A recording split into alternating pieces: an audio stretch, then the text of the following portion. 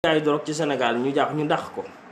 nekk fi lu dul colonel Ndaw ne xaalisu rebelle yi lekk nañ ko ñu jàpp ko dàq ko nekk fi lu dul Nafi Ngom Keïta taxaw di enquête ci rakkam mu dàq ko nekk fi lu dul Ousmane Sonko taxaw wax fii ne rakkam war naa fay lempo donc ñu dàq ko nekk fi lu dul ngeen gis capitaine Dièye di capitaine dem ba ci armée bi xam ne naqar mi ngi fa ak njombe ak njaaxum mu bàyyi ngeen gis juge dem bàyyi ngeen gis monsieur Kane di inspecteur général d'État mu bàyyi ngeen gis ay commissaire de police di bàyyi ngeen xam ne ñii nga xam ne ñoo jiite réew mi yorewuñ ko ci dëgg yorewuñ ko ci njub. kon maa ngi leen di ñaan waa diaspora bi nañ ko fi jëlee un seul mandat doy na. SDE nag na ngeen xam ne français yi ñoo ko moom bu ngeen gisee problème mu ndox mi am Sénégal ñemewuñ cee wax rek ça veut dire que ni français yi ñoo moom SDE ñooy gérer ndoxu Sénégal. ñun sunum ndox sax ay tubaab moo ñu koy gérer kon ñun fan lañ jëm. détention policière nag su ma ciy wax ndax Cheikh Bamba Dièye woo nañ ko demul mais bëggoon naa ci wax tuuti ci détention policière parce que suñu loi Sénégal dafa wax ne su fekkee yow police daf la jàpp bala ngay wax dara yow na la wax lim lay jàppee lim lay toppee lu mu doon. bu loolu passé na la wax ne la am nga droit à un avocat. bu loolu passé na la wax ne la am nga droit à un médecin mu seet la bu loolu passé na la wax ne la am nga droit à un coup de fil pour informer sa njaboot ne dañ laa téye loolu mooy say droit. kon yéen ñi Madiop Thiam Cheikh Baslo El Hadji Sarr Fatoumata yeneen ñëpp mën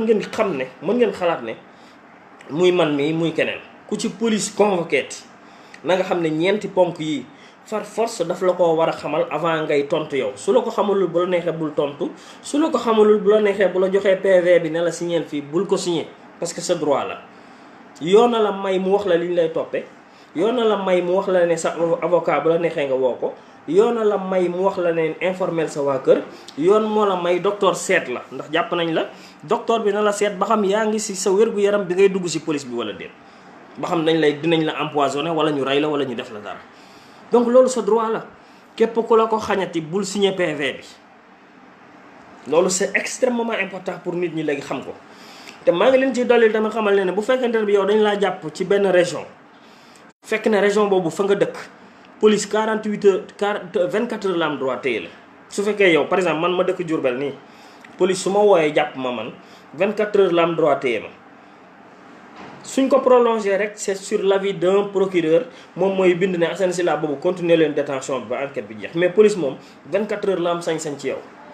bu fekkee dëkkoo Diourbel nag dañ jàpp la fekk yow waa Thiès nga police 48 heures la am droit sañ-sañ ci yow pour téye la pour def enquête bu ko passé far force daf laa war a bàyyi su gisul ci yow dara. kon nag nit ku nekk war nga xam say droit nit ku nekk war nga xam li nga xamante ne bi moom lañ lay toppee bu la police téye parce que souvent fii suñu kër yi suñu maam yi gis ngeen suñu mbokk yi dañoo ragal police a ragal ba police day violer seeni droit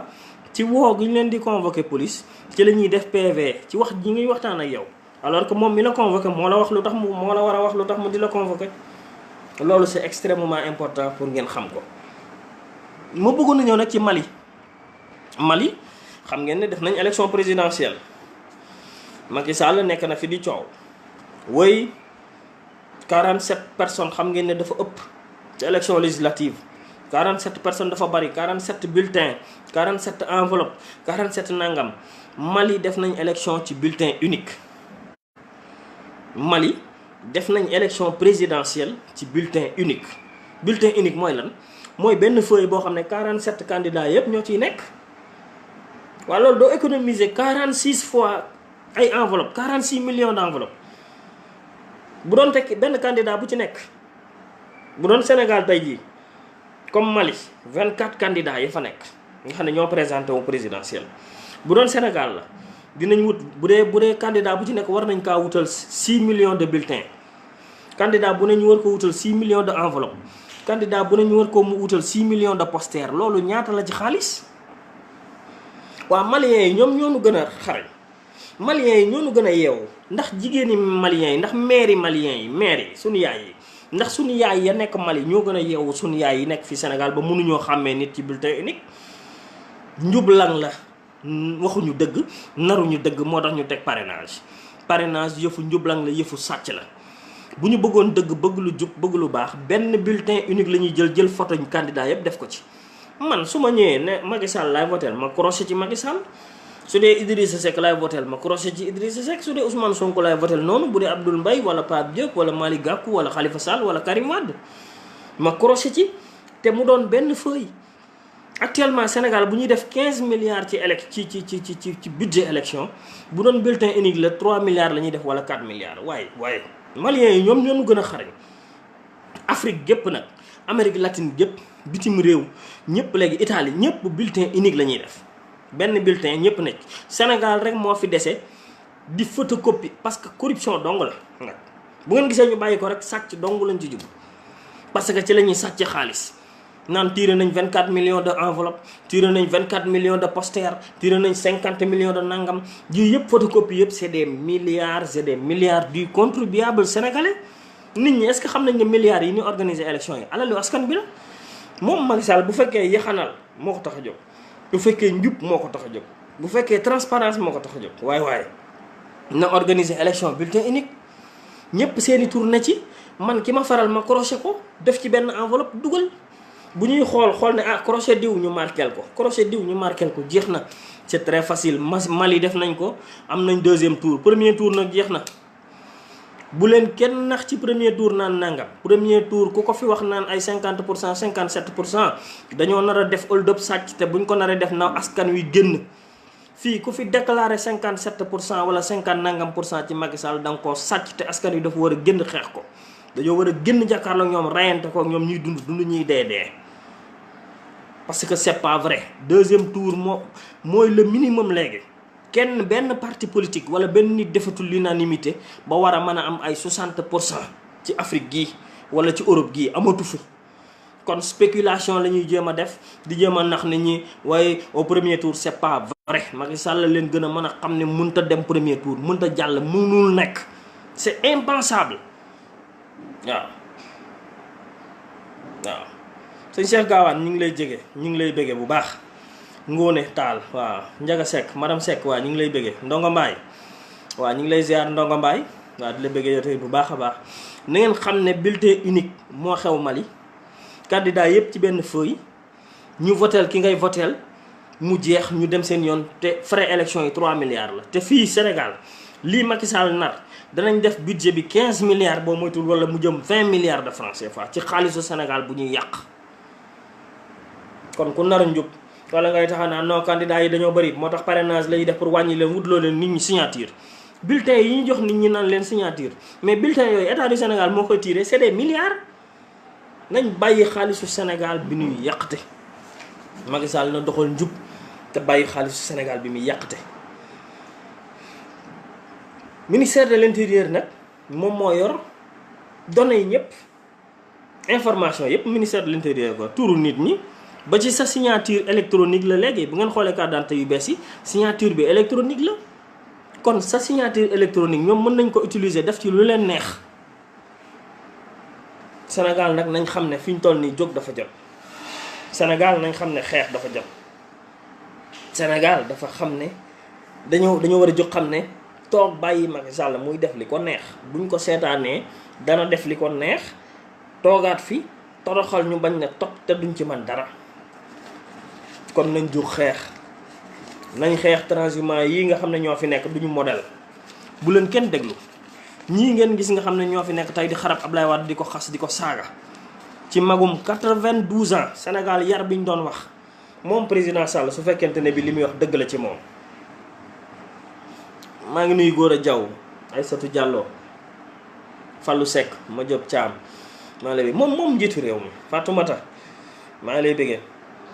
di kontaan bu baax ci yow moom njiitu réew mi su fekkee bëgg na yar xool imagine leen Sénégal fii lu ñu doon wax culture yar réew mi réewu teggin la réew mi réewum yërmande la réewum yar la yow sax koo xam ne mat na la bàyyi am 92 ans Ablaye Wade 92 wala 93 ans nga xamante ne bii dee moo ko gën a jege dund nga di ko toroxal 24 heures sur 24 pourquoi nit ñi war a accepter loolu te yow nga bëgg a wax wan nit ñi yar fan la yar ne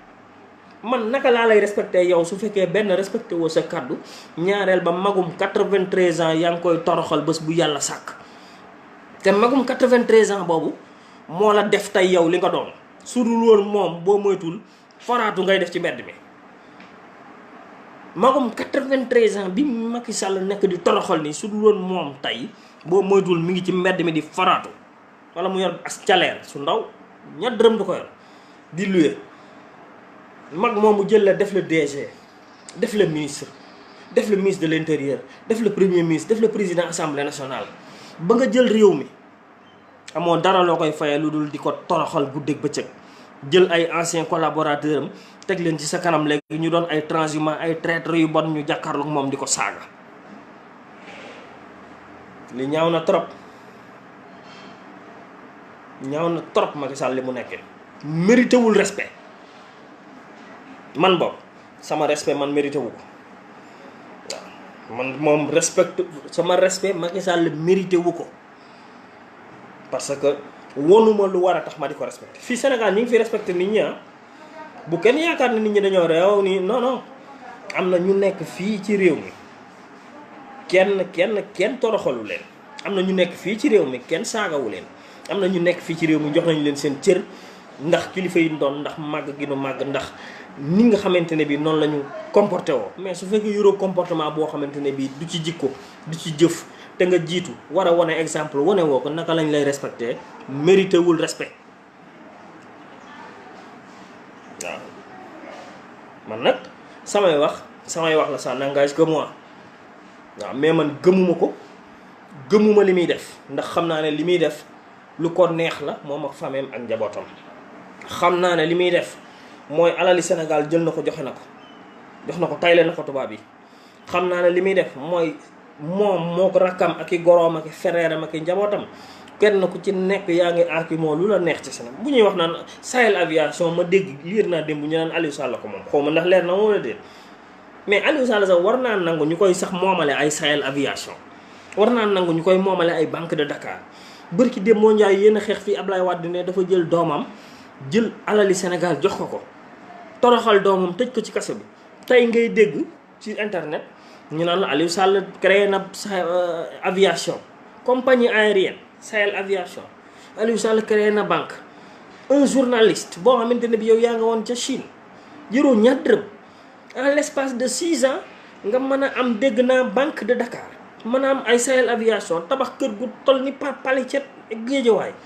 yori milliards ñu naan la Petro-Tim di la dégg ci pétrole ak fu ne.